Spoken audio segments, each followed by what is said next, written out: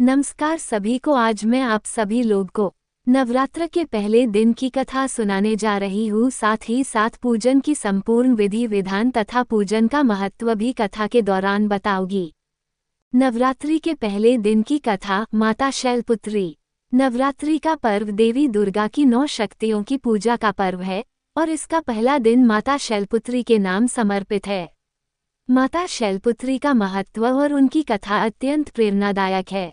माता शैलपुत्री का जन्म। कथा के अनुसार हिमालय पर्वत पर राजा हिमवान और रानी मैनावती के घर एक कन्या का जन्म हुआ।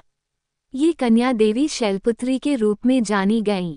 उनका जन्म देवी पार्वती के रूप में हुआ, जो भगवान शिव की अर्धांगिनी हैं। माता शैलपुत्री का स्वरूप बहुत ही दिव्य है और उनका शरीर सफेद रंग का है, जो प्योरिटी और पवित्रता का प्रतीक है। तपस्या और भगवान शिव की आराधना।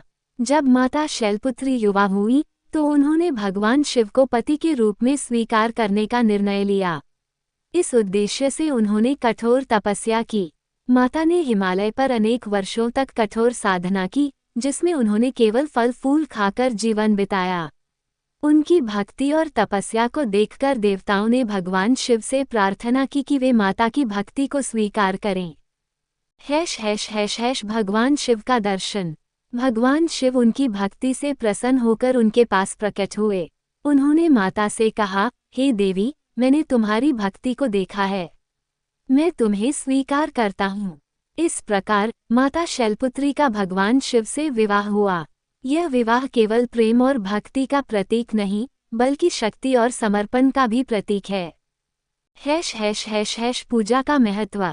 नवरात्रि के पहले दिन भक्तजन माता शैलपुत्री की पूजा करते हैं। इस दिन श्रद्धालु लाल या सफ़ेद वस्त्र पहनते हैं और माता की मूर्ति या चित्र के सामने दीप जलाकर उनकी आरती करते हैं। इस दिन विशेष रूप से कच्चे केले, शहद और दूध का भोग अर्पित किया जाता है। माता शैलपुत्री की पूजा से भक्तों को शक्ति, साहस और समृद्धि की प्राप्ति होती है। माता की विशेषताएं। माता शैलपुत्री की 2 भुजाएं होती हैं। एक हाथ में त्रिशूल और दूसरे हाथ में कमल का फूल होता है।